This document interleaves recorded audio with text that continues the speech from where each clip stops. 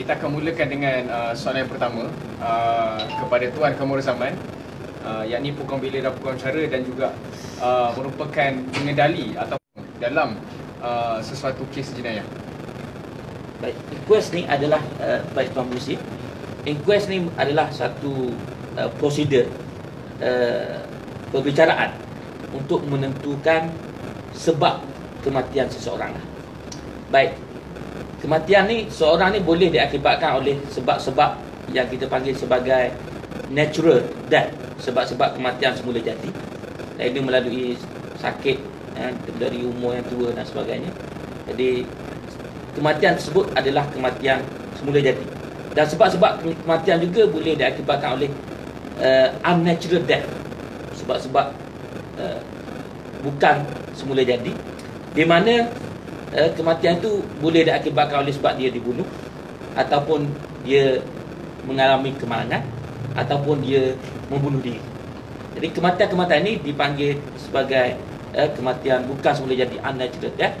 Baik, di dalam kes-kes unnatural death ini boleh dijalankan satu inquest bagi menentukan sebab kematian.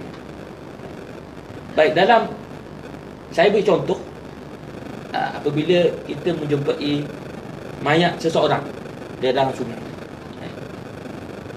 boleh jadi dia mati kerana lemas, boleh jadi dia mati dibunuh dan dibuang ke dalam sungai, dan boleh jadi dia membunuh diri dengan terjun ke dalam sungai. Jadi bila kita menjumpai satu menentukan sebab kematiannya lah. Jadi inquest ni bertujuan untuk menentukan sebab kematian seorang itu apabila berlaku kematian yang luar Provision yang menerangkan mengenai inquest, yakni boleh kita apply inquest untuk kita buat satu siasatan lah terhadap perkara tersebut. Jadi saya nak pencerahan sikit. Kalau dalam kes Teo Beng Hock tu pun kita mengguna pakai jugalah pendakwaan mengguna pakai jugalah inquest lah. Baik, dalam kes kita tengok dalam kes Teo Beng Hock, di mana Teo Beng Hock ini dijumpai mati di bawah pejabat SPRM. Okey. Di mana sehari sebelum kejadian, Teo Beng Hock telah dipanggil oleh pegawai SPRM untuk siasatan. Baik. Kemudiannya dia dilepaskan daripada siasatan, dan tiba-tiba keesokannya dijumpai mati di bawah pejabat SPRM.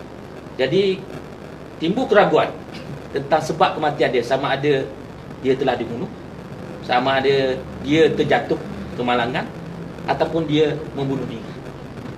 Jadi dalam kes ini telah dijalankan satu inquest oleh pihak pendakwa dan juga telah dibuat satu keputusan oleh mahkamah.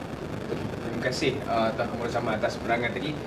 Seterusnya saya ingin jemput kepada semua netizen untuk terus like dan share page Peguam Muda PAS dan juga Jabatan Profesional Muda JPRO dan Muda PAS Malaysia untuk kita ikuti perbincangan kita pada malam ini.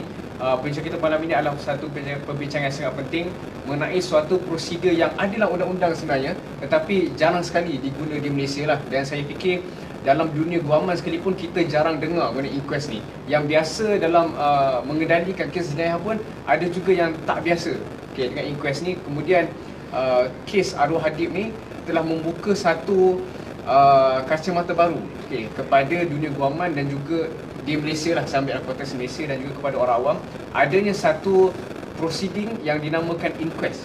Jadi itu satu persoalan yang saya rasa kita kena tahu, kita kena faham, dan juga bersama-sama kita Tuan Khairul-Zaman, yakni pengendali kes adik bersama-sama dengan lagi 4 peguam lain. Ini adalah satu peluang yang sangat peluang keemasan lah untuk para netizen bertanyakan soalan. Kita akan kumpul soalan dan kita akan ajukan terus kepada Tuan Khairul-Zaman. Baik, seterusnya saya akan pergi ke soalan kedua, Tuan. Jadi soalan kedua dia adalah kita nak tahu bagaimana prosedur sebenar sesuatu kes jenayah sekiranya inquest ni tak ada. Sebab kita nak tahu kadang ni adakah inquest ni dia akan mengganggu ataupun mengubah prosedur biasa. Dan juga ada satu soalan tambahan, apa perbezaan antara inquest dan juga siasatan polis? Sebenarnya kita faham dua-duanya juga adalah bentuk siasatan. Biasa kita dengar polis siasat, kemudian dia akan bawa kepada pendakwa raya ataupun pendakwaan untuk bawa kes ni. Okay, tapi tiba-tiba ada inquest. So kita nak tahu apa beza dia. Baik, dalam satu syaratan jenayah, biasanya syaratan ini dimulakan dengan adanya satu laporan bahawa berlakunya satu jenayah. Contohnya kalau berlaku ada kejadian curi, ada satu report maklumkan berlaku kejadian curi berlaku, maka pertamanya polis akan membuka kertas syaratan. Baik, biasanya yang pertama dia akan angkat suspek. Kalau ada suspek, kemudian dia akan dapatkan saksi-saksi dan akan dapatkan bukti-bukti lain untuk menyokong kes dia. Baik, dalam keadaan kalau ada bukti, ada saksi dan sebagainya, maka tidak perlu inquest ini, tidak perlu lagi. Sebab kematiannya dah kita ketahui, dia telah dibunuh. Tidak perlu ada inquest lagi. Baik, inquest dibuat apabila mana pertamanya sebab kematian seorang itu tidak diketahui. Okay? Macam saya sebut tadi, kalau kita jumpa satu mayat di dalam air, dia mungkin dibunuh, dia mungkin bunuh diri, dan dia mungkin kemalangan, dia lemas. Jadi ada 3 kemungkinan. Kalau sebab ini diketahui, tidak diketahui, maka kita akan buat satu inquest untuk menentukan sebab kematian tersebut. Baik, kalau sebab telah diketahui secara jelas, tidak perlu inquest. Teruskan dengan pendakwaan. Tak perlu inquest. Jadi inquest ni apabila ada masalah dengan sebab kematian tu, sama ada keraguan tentang sebab kematian sebenar yang menyebabkan kematian si matilah. Baik, kalau mahkamah dapati, tiba-tiba mahkamah adakan inquest dan dapati bahawa dia mati akibat kemalangan, bukan dibunuh, maka kes itu tutup. Secara asalnya dia akan tutup kes itu, habis. Sebab mati akibat kemalangan, bukan, tiada unsur jenayah.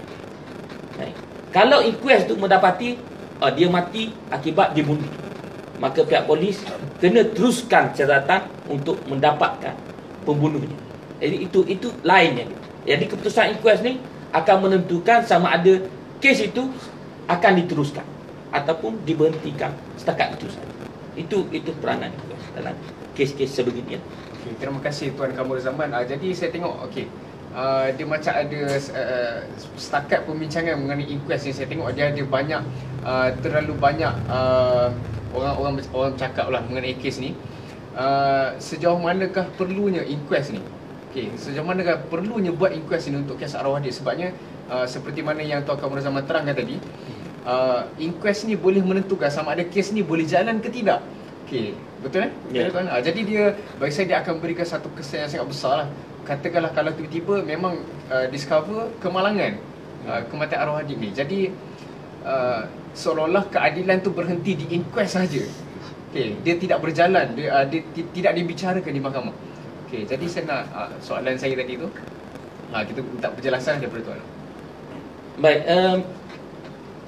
dalam inquest ni, apa yang akan mahkamah putuskan ialah sebab kematian.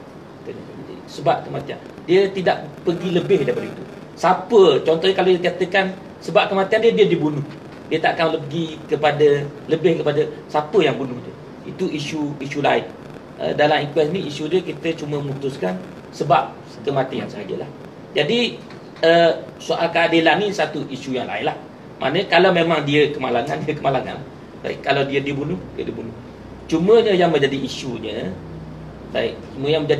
apakah sebab kematian sebenar? Ini yang kita nak tahu lah. Ini yang kita cuba dapatkan lah. Sebab tu dalam kes ini, dalam kes inquest, keluarga diberi hak untuk melantik peguam dan bertanya soalan kepada saksi-saksi yang akan dibawa. Dia akan melihat dokumen-dokumen yang diberi. Jadi daripada ini, katakan pihak pendakwa merasakan ini dia mati akibat kemalangan, kita boleh mempersoalkan pandangan tersebut lah.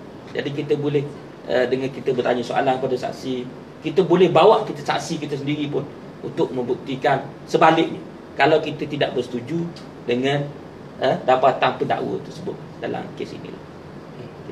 Terima kasih. Bersama-sama kita Tuan Muhammad Kamurul Zaman Abdul Wahab, Program Bela dan Program Cara, beramal di Tetuan Aziz Sengkuh di Kuala Terengganu, dan sudah 16 tahun dalam bidang guaman, terutama dalam bidang criminal litigation ataupun litigasi jenayah, dan merupakan lead counsel ataupun pasukan peguam lah yang mewakili arwah Hadib dalam kes inquest yang melibatkan adanya prosedur inquest baru-baru ini.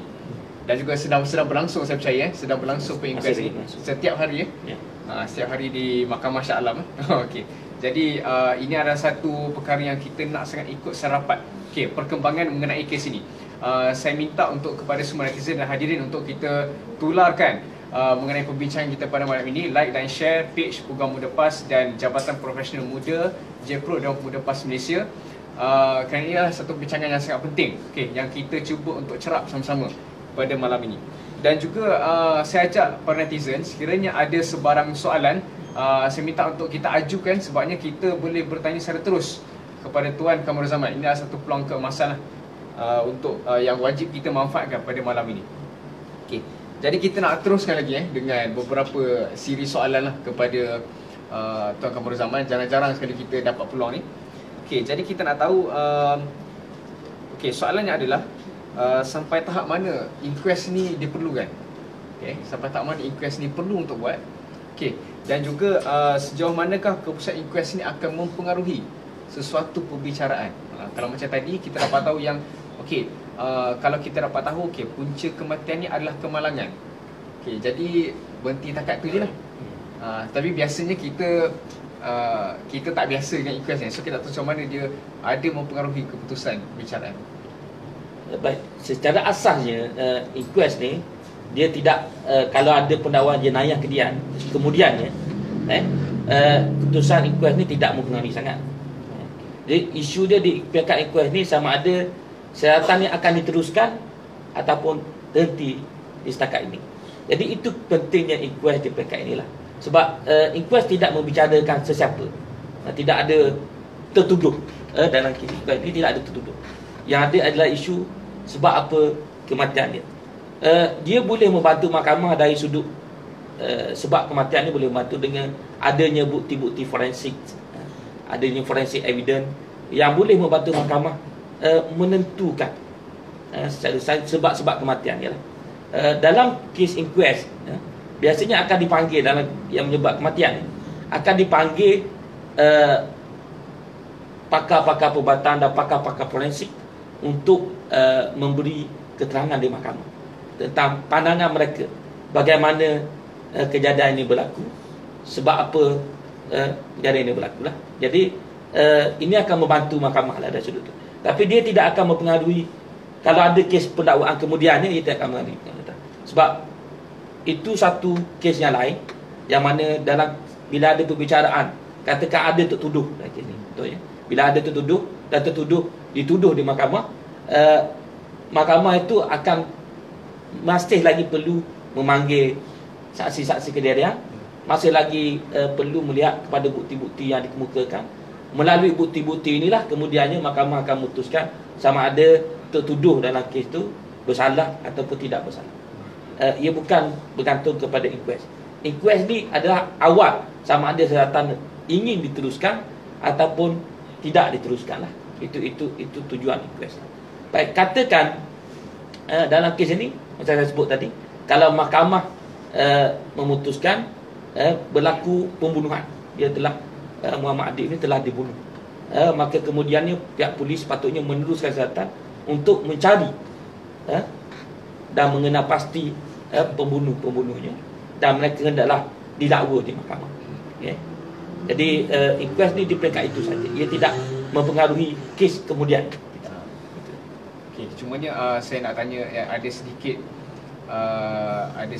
kerusingan lah mengenai kes inquest kita ni.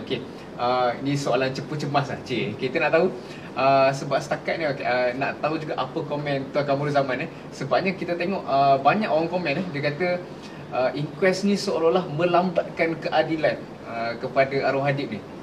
Jadi kita nak tahu komen tuan lah mengenai isu polemik yang orang kata melambat-lambatkan keadilan ni. Baik, dalam kes ini bila berlaku inquest ni, saya percaya dalam kes inilah sebab kalau kita tengok kes Muhammad Adib ni, ada dua teori dikatakan sebab kematian. Satu, dia telah dipukul dan hasil daripada kejadian dia telah meninggal dunia. Maknanya dia telah dibunuh. Yang kedua, ada dakwaan yang mengatakan yang Muhammad Adib ni telah dilanggar. It was accident lah. Dia dilanggar. Okay. Dari ada dakwaan seperti ini, yang mana setakat dia pengkat ni saya tak boleh pastikan mana satu yang betul. Tapi saya percaya dalam kes ni berdasarkan maklumat yang kita ada, Muhammad Adib ni telah dipukul pada hari kejadian, dan oleh sebab itulah beliau telah meninggal dunia kemudiannya 3 minggu selepas kejadian tersebut. Baik, jadi bila berlaku inquest, dia akan melambatkan prosedur. Baik, kalau dalam keadaan biasa tidak dibuat inquest, syaratan diteruskan, pembunuh didakwa, contohnya didakwa di mahkamah, dia cepat. Baik, bila berlaku inquest terlebih dahulu, maka ia akan memakan masa lah, sebelum syaratan. Sebab kalaupun mahkamah lepas itu memutuskan bahawa Muhammad Adib ni dibunuh, still pihak polis masih perlu lagi untuk menyiasat untuk mendapatkan suspek pembunuh je lah. Walaupun sebelum ni saya difahamkan ada tangkapan, tapi saya tidak pasti sama ada yang ditangkap ni adalah betul-betul suspek yang telah mengukur adik ataupun tidak. Di peringkat ini, selagi bukti-bukti itu tidak dikemukakan dalam mahkamah, jadi saya tidak boleh ulas lebih lanjut lah. Tapi bila ada inquest, secara asasnya memang proceeding itu, proceeding kalau ada pendakwa pun dia lebih lambat. Itu saja. Okay, terima kasih. Bersama-sama kita Tuan Muhammad Khairuzaman Abdul Wahab, program bela dan program cara, yakni dan juga merupakan pengendali kes adik bersama-sama dengan pasukan program seramai 4 orang, dan juga sekarang ini masih lagi berjalan inquest di Mahkamah Shah Alam setiap hari, dan juga kita nak orang awam mengikuti sarapat mengenai perbincangan ini. Saya mohon kepada semua netizen, sekiranya ada soalan boleh bertanyakan soalan. Kalau hadirin ada soalan pun boleh tulis di kertas, boleh bagi kepada saya. Kita akan ajukan secara langsung kepada Tuan Kamruzaman kita pada malam ini. Saya minta untuk like dan share program page Facebook Program Muda PAS dan page Jabatan Profesional Muda JPRO Dewan Muda PAS Malaysia. Kita sama-sama tularkan mengenai perbincangan kita pada malam ini. Saya jemput kalau ada soalan, kita tolong untuk tanyakan, sebabnya jarang kita dapat peluang bersama-sama dengan pengendali kes Adib ini. Okey, jadi kita bagi masa dulu sekiranya ada sebarang soalan. Okey, tapi kita nak teruskan dululah, okey, dengan sesi Q&A bersama-sama dengan moderator. Oh, saya difahamkan ada soalan kan? Tiba-tiba ada soalan. Tadi tak ada soalan, tiba-tiba kita ada soalan. Okey. Okey, saya ucapkan terima kasih kepada saudari Fakrunisa Lee. Okay, terima kasih kerana bertanyakan soalan. Soalannya adalah, ini soalan pada orang awam saya percaya. Saya nak tanya, okay, jika ini dia okay, saya nak tanya, jika fakta kes kelihatan jelas, adakah perlu untuk inquest? Okay, saya rasa mungkin ada diterangkan sikit tadi, tapi mungkin untuk sedikit pencerahan dia, sebab saya tengok orang awam ni dia tak biasa dengan inquest ni kan. Maybe, kemungkinan kalau di luar negara adanya mahkamah coroner yang boleh menjalankan inquest ni, mungkin orang awam pun boleh jadi biasa dengan prosedur ni. Okey, cuma soalannya adalah jika fakta kelihatan jelas, okey, maksudnya memang betul dipukul, so adakah perlu inquest? Okey, saya dah jawab tadi. Sebagai contoh, tiada unsur suspicious death ataupun unnatural death tu lah. Okey, minta tolong Tuan untuk terangkan semula. Baik, saya ulang balik tadi, di mana kalau ada bukti, contoh dalam kes ada bukti yang jelas bahawa dia dipukul dan disebab itu menyebabkan kematiannya, inquest itu tidak perlu. Inquest itu tidak perlu. Dalam kes yang perlu ni cuma kes apabila sebab kematian itu tidak diketahui ataupun sebab kematian itu diragui, kita tak berapa pasti. Okey, diragui. Baik, kalau sebab kematiannya jelas bahawa dia telah dibunuh, maka inquest tu satu benda yang tidak perlu dan melambat-lambatkan proses yang sepatutnya berjalan lah. Okay, saya rasa ada soalan orang kata building questions lah. Soalan seterusnya adalah kita nak tahu, okay, macam mana kita nak tentukan suatu kematian tu adalah suspicious atau membolehkan inquest, kita tahu the elements of suspicious dia yang membolehkan untuk adanya inquest. Saya sebut tadi. Baik, kalau dikatakan katakanlah, okey, dalam satu kes tu dia dipukul, ya, dia dipukul, tapi sebab kematian dia sakit jantung contohnya lah. Jadi walaupun ada kes dipukul, tapi sebab kematian boleh jadi benda lain, boleh jadi faktor-faktor lain yang boleh menyebabkan kematian dia. Dalam kes itu perlu juga ada inquest, untuk menentukan sebab sebenar benda ini. Baik, dalam perubatan, dalam ilmu perubatan, seorang doktor ni apabila berlaku kematian, dia memang biasanya dia cek fizikal. Kalau perlu, dia akan buat postmortem ataupun kita panggil bedah siasat untuk dia cek secara detail sebenarnya kesan luka, kesan tikam dan sebagainya. Yang ini boleh membantu lah dari sudut menentukan sebab sebenar kematiannya. Lepas tu saya kata mungkin sakit jantung dan sebagainya, ada faktor-faktor lain yang boleh menyebabkan kematian tu jadi ragu lah, menjadi ragu. Baik. Tapi dalam sesuatu kes, bila sebab kematian tu jelas, saya tidak perlu inquest. Itu saja. Okey, terima kasih Tuan Kamurul Zaman. Okey, jadi bagi saya sekarang ini mengenai prosedur inquest ni, dia dibawa sendiri oleh pendakwaan. Okey, dalam kes ini saya fikir ini adalah satu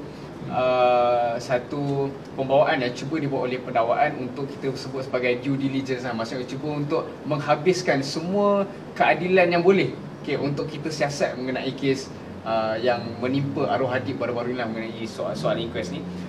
Bersama-sama dengan saya Tuan Muhammad Kamurul Zaman Abdul Wahab, peguam bela dan peguam cara yang juga mewakili arwah Hadib dalam kes yang melibatkan adanya prosedur inquest, okay, yang telah pun dibincangkan sebelum ini. Terima kasih kepada saudari Khairul Sali yang bertanyakan soalan seperti tadi. Saya ajak kepada semua netizen dan juga hadirin yang bersama-sama kita pada malam ini untuk like dan share page Peguam Muda PAS, dan like dan share juga page Jabatan Profesional Muda JPRO dan Muda PAS Malaysia, untuk kita sama ikuti dan juga kita ajak rakan-rakan lain untuk bersama-sama dengan pembincang kita pada malam ini. Sekiranya netizen dan juga hadirin ada soalan, boleh ajukan, kita akan bertanyakan secara langsung, okay, bersama-sama dengan Tuan Kamurul Zaman pada malam ini. Okay. Jadi seterusnya, okay, saya rasa dia ada soalan yang lebih kurang je ni. Okay, ada soalan seterusnya. Okay, daripada saudara Muhammad Nazarizal Abu Hassan. Okay, terima kasih kerana bertanyakan soalan saudara Nazarizal. Soalan dia ringkas je, tapi kenapa discharge sebelum kematian? Saya tak faham soalan ni, tapi kenapa discharge sebelum kematian? Ada discharge, kita tak faham. Okey, mungkin ada peguam-peguam di sini yang boleh bantu kita. Okey, kita minta untuk saudara Nazarizal untuk menerangkan lagi okey, mengenai soalan ni, sebab kita nak faham mengenai soalan ni. So jadi orang yang menonton juga boleh faham, okey, mengenai soalan ni. Okey, tak apa, saya teruskan kepada soalan seterusnya. Daripada saudara Aziz Rantisi. Terima kasih saudara Aziz bertanyakan soalan. Memang prosedur biasa tempoh inquest ni berapa lama? Okey, saya rasa tidak terangkan lagi ni. Nak tahu inquest ni biasa berapa lama ambil masa? 3 bulan bagi pengamatan orang biasa macam saya ni rasa agak lama, sebab masih lagi dalam stage penyiasatan kes. Okey, jadi kita nak tahu lah inquest ni sampai bila boleh inquest ni? Baik. Secara asasnya inquest ni sebenarnya dia tak ada limit masa. Suatu inquest tu dia tempoh lama ataupun tidak ni bergantung kepada, pertamanya bergantung kepada jumlah saksi yang nak dibawa. Okey. Yang keduanya bergantung kepada tarikh mahkamah jugalah. Mahkamah ada kes-kes lain yang perlu didengar dan sebagainya. Baik. Dalam kes ini saya percaya saksi dia agak ramai.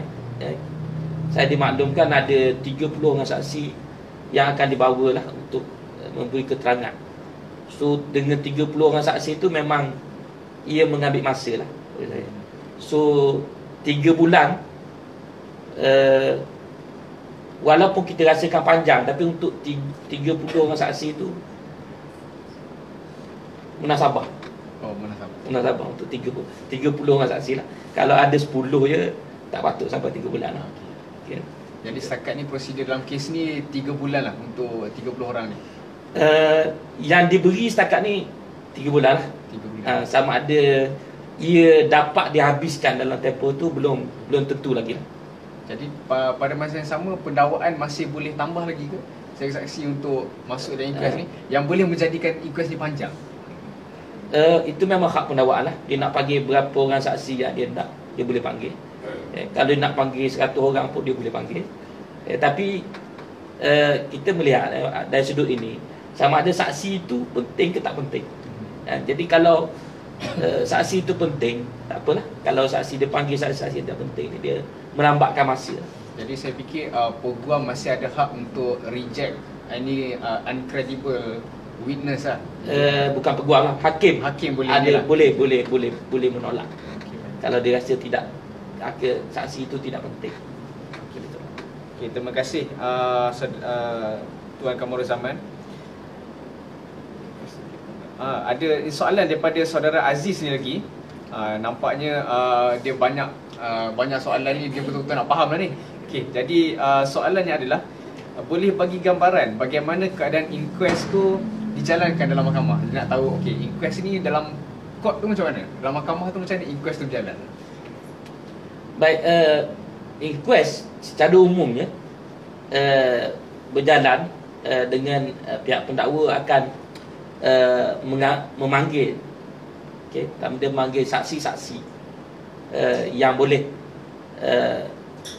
memberi petunjuk lah sebab-sebab kematian si mati lah.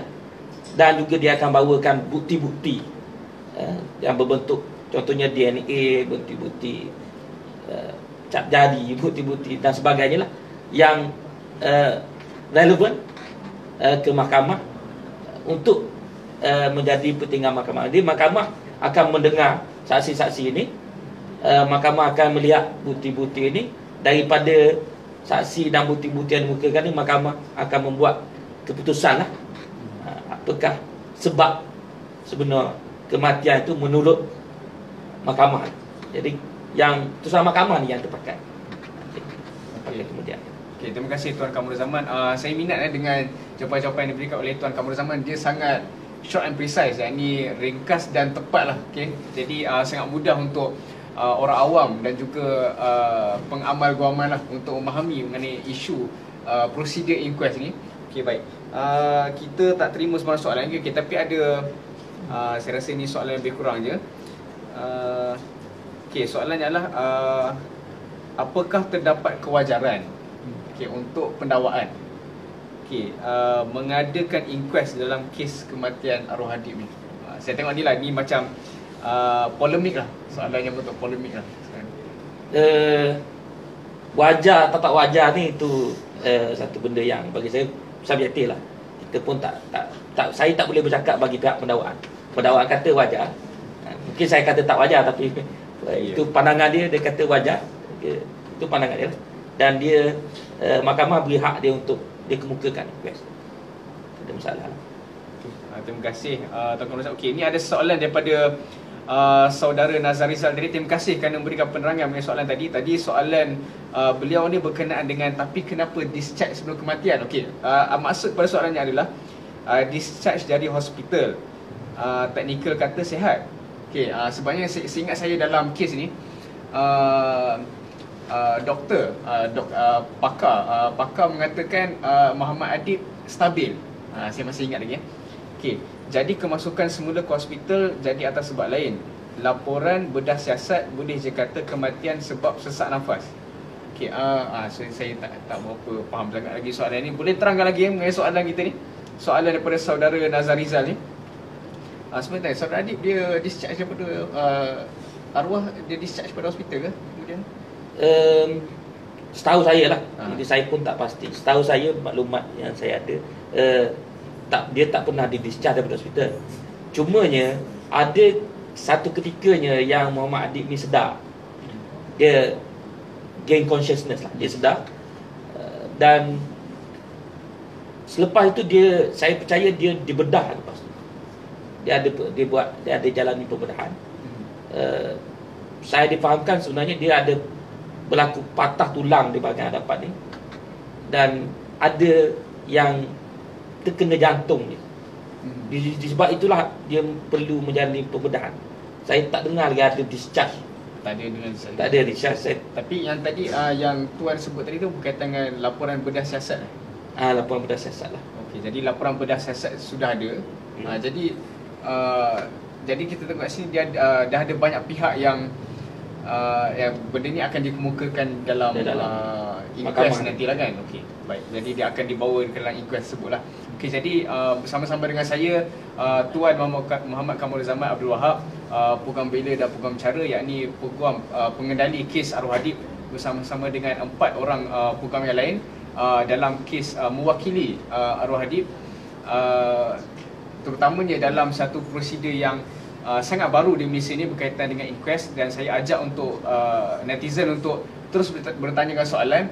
Konsep pembicaraan kita pada malam ini adalah dia berbentuk Q&A sebenarnya. Okay, kita nak kalau ada soalan boleh ajukan, kita boleh bawa sendiri peguam yang mengendalikan kes ini untuk menjawab soalan. Okay, sekiranya perlulah. Kita faham dalam keadaan semasa ni inquest ni dia bukanlah satu prosedur biasa. Dia tidak biasa di Malaysia, seperti saya difahamkan. Okey, dan juga saya minta untuk netizen dan juga hadirin untuk tularkan mengenai perbincangan kita pada malam ini, like dan share page Peguam Muda PAS, dan juga like dan share page Jabatan Profesional Muda JPRO Dewan Muda PAS Malaysia, untuk kita mengikuti perkembangan mengenai perbincangan kita pada malam ini. Okey, saya terima ada satu lagi soalan.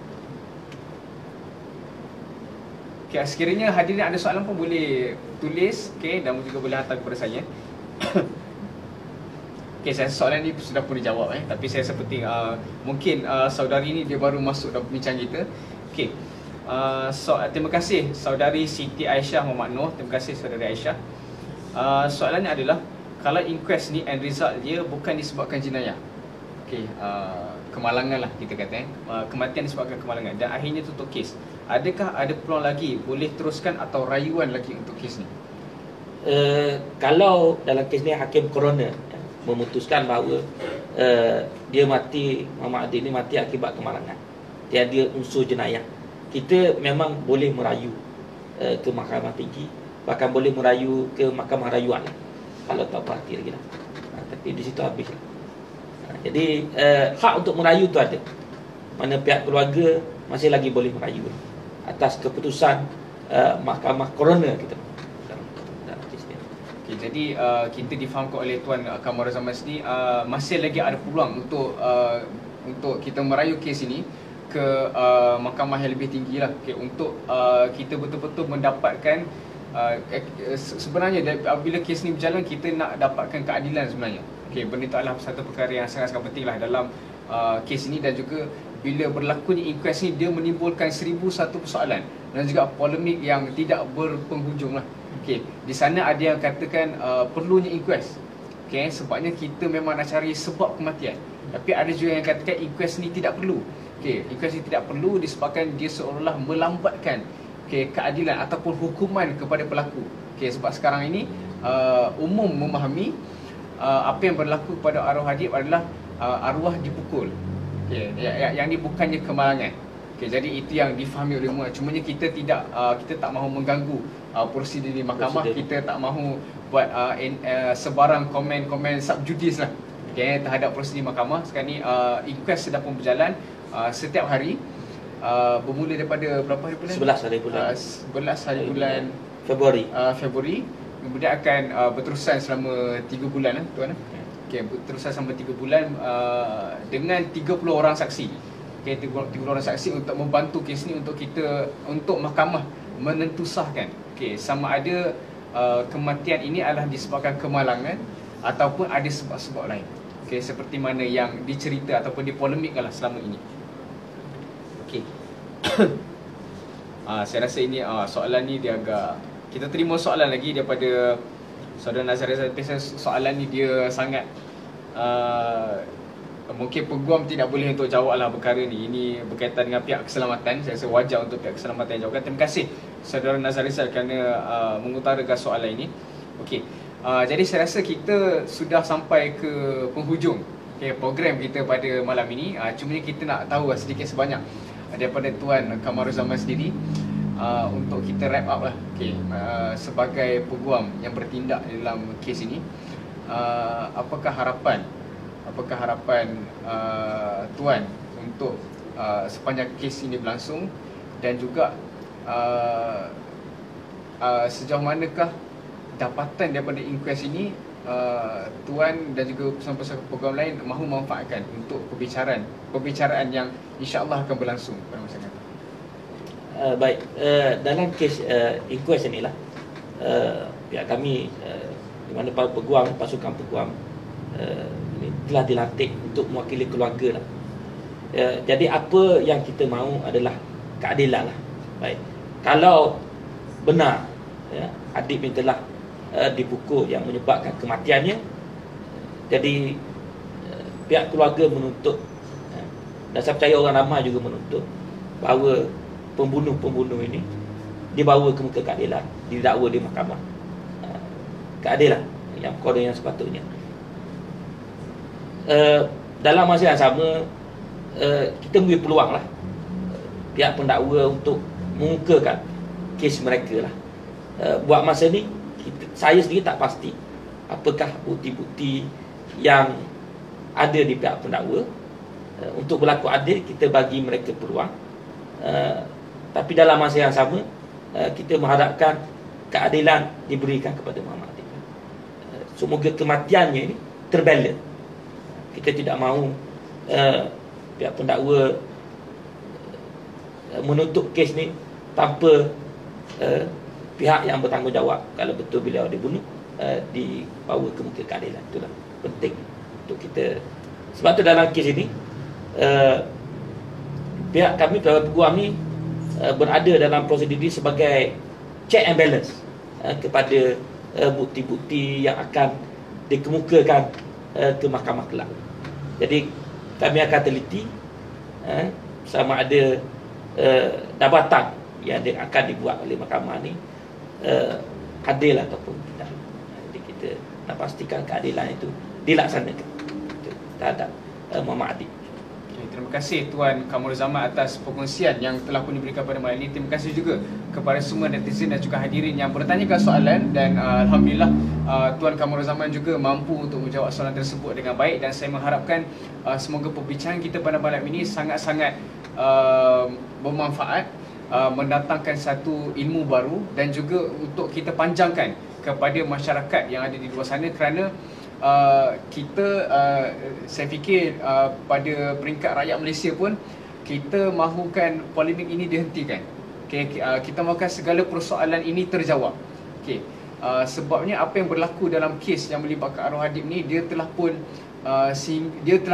memberikan kesan yang sangat besar kepada orang awam, sehingga ada perhimpunan yang dianjurkan semata-mata untuk keadilan kepada arwah Adib ni. Dan saya fikir wajar juga untuk soalan-soalan ini terjawab, dan kita beri peluang kepada mahkamah untuk menentukan keadilan dalam kes melibatkan arwah Adib ni. Terima kasih saya ucapkan kepada Tuan Kamaruzaman Abdul Wahab bersama-sama kita pada malam ini. Beliau merupakan pengendali kes Adib bersama-sama dengan pasukan peguamnya yang sedang berlangsungnya inquest bermula pada 11 Februari 11 Februari, berjalan selama 3 bulan yang melibatkan 30 orang saksi, dan kita mendoakan semoga keadilan dapat dicapai.